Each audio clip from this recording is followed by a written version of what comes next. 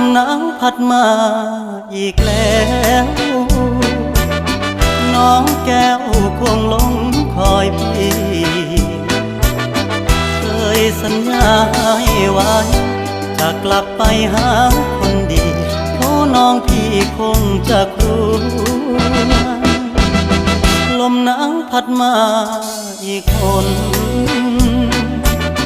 หนาวกระมนหัวใจปวดยามหนาวมาห่างน้องเจ้าคงมองและรำครวญลมหนาวจะหวนกลับไปฟ้า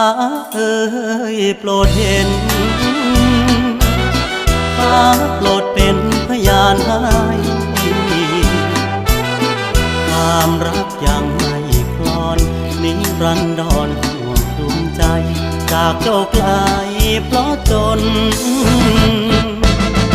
ลมหนาวพัดมาอีกแล้วน้องแก้วคงหลงคอยมน